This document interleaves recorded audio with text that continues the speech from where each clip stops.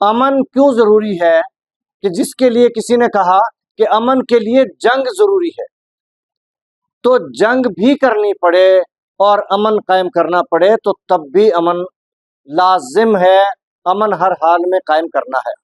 اس وقت آپ کے ملک میں امن برباد ہے، قائم نہیں ہے، تو کیا اس کے لیے کوئی جنگ کرنی پڑے گی؟ اور پھر جس کے لیے جنگ کرنی پڑے وہ اتنی اہم چیز یعنی امن، کیا امن لازم ہے؟ دیکھیں، اگر امن نہیں ہوگا کاروبار نہیں چلیں گے، انویسٹر انویسٹمنٹ نہیں کرے گا، باہر دنیا سے کوئی انویسٹر آ کے اس ملک میں انڈسٹری نہیں لگائے گا، کوئی غیر ملکی سیاح آپ کے ملک میں آ کے سیاحت نہیں کریں گے، روزگار نہیں چلے گا۔ جب کاروبار ہی نہیں چلیں گے، روزگار نہیں ملے گا، تو غریبوں کے اوپر ٹیکسوں کے بوجھ تو پہلے ہی بہت زیادہ ہیں۔ جب کمائی کے ذرائع بھی نہیں ہوں گے، روزگار بھی نہیں ہوں گے، تو پھر کیا ہوگا غریبوں کا؟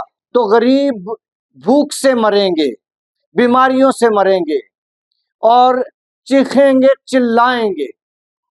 جب ان کی چیخیں نکلیں گی اور اتنی نکلیں گی کہ آسمانوں تک پہنچیں گی، گلی گلی کوچا کوچا گھر گھر، تو پھر اوپر سے فیصلہ اترے گا۔ فیصلہ کیا ہوتا ہے کہ اللہ تعالی اپنے فرشتوں کو حکم دیتا ہے، فرمان خدا ہے فرشتوں کے نام، اقبال کے الفاظ میں، اٹھو میری دنیا کے غریبوں کو جگا دو، کاخے عمرا کے در و دیوار ہلا دو۔ کیونکہ بد امنی کا باعث، بے روزگاری کا باعث، یہ سب کچھ امیروں کا کام ہے، عمرا کا کام ہے۔ اقتدار میں وہی ہوتے ہیں اور وہی نظام بناتے اور چلاتے ہیں، وہ ایسا نظام بناتے چلاتے ہیں کہ جس سے بد امنی آتی ہے اور کاروبار تباہ ہوتے ہیں اور غریب پس جاتا ہے اور چیخیں نکلتی ہیں۔ اس لیے حکم فرشتوں کو دیا گیا، اٹھو میری دنیا کے غریبوں کو جگا دو، کاخے عمرا کے در و دیوار ہلا دو، گرماؤ غلاموں کا لہو سوز یقین سے، گنجش کے فرومایا کو شاہی سے لڑا دو۔ سلطانی جمہور کا آتا ہے زمانہ، یعنی غریبوں کا، عوام کا، قوم کا، ان کی بادشاہت کا، حکومت کا، ان کی سلطانی کا، سلطانی جمہور کا آتا ہے زمانہ، جو نقش کہن تم کو نظر آئے مٹا دو۔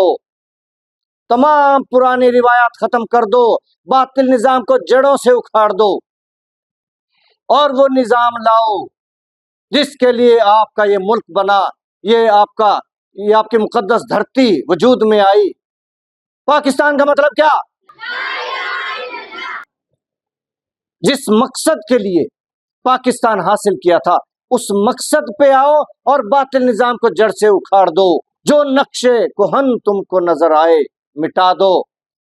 جس کھیت سے دہقاں کو میسر نہیں روزی، آپ کو معلوم ہے اس وقت آپ کی دھرتی پہ کسانوں نے اپنی گندم کو آگ لگا دی، جلا دی، کیونکہ ان کو ان کی قیمت نہیں ملی، ان کے اخراجات پورے نہیں ہوئے، ان کو رکھنے کی جگہ نہیں ملی، تو کیا کرتے؟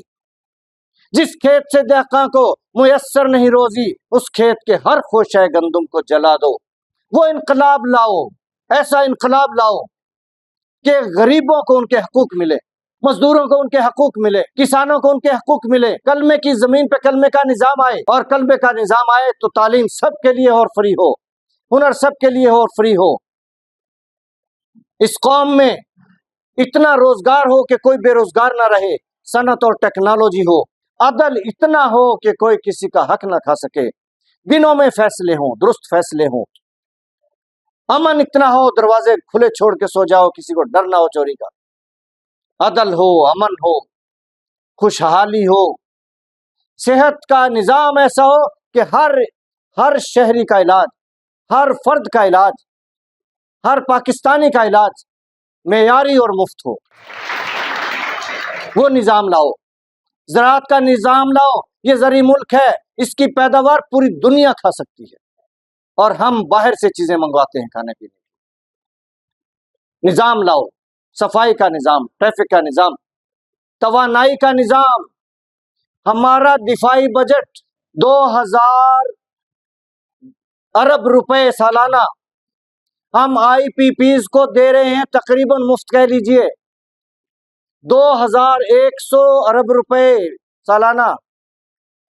دفاع ضروری ہے کہ آپ کی سرحدیں قائم ہیں تو آپ ہیں، سرحدیں نہ رہیں تو ہم بھی نہیں ہوں گے. اس کے لیے ہم 2000 ارب روپے دیتے ہیں، اور ان مفت خوروں کو بھی 2100 ارب روپے دیتے ہیں کہ جو بجلی نہیں دیتے، بجلی کے قیمت لیتے ہیں ہم سے، تھوڑی سی بجلی اور باقی ان کے چارجز. اور وہ کون ہیں؟ وہ آپ کے حکمرانوں کے دوست، احباب، خاندان، رشتہ دار. یہ حکمران لوٹ رہے ہیں، کسی نہ کسی روپ میں لوٹ رہے ہیں، مسلسل لوٹ رہے ہیں. ہمیں ان لٹیروں کو، ان کرپٹ لوگوں کو برداشت نہیں کرنا. اس قوم کو ایک زندہ قوم بنانا ہے، تعلیم یافتہ ہنرمند قوم بنانا ہے، برسر روزگار خوشحال قوم بنانا ہے، صحت مند قوم بنانا ہے. تو اس قوم کو بنانے کے لیے میدان میں نکلنا ہوگا، نوجوانوں کو نکلنا ہوگا، کلمے کی دھرتی پہ کلمے کا نظام لانا ہوگا. تو پھر انشاءاللہ وہ وقت قریب ہے کہ پاکستان دنیا کی عظیم سلطنت ہوگا اور پاکستانی قوم دنیا کی عظیم قوم ہوگی انشاءاللہ.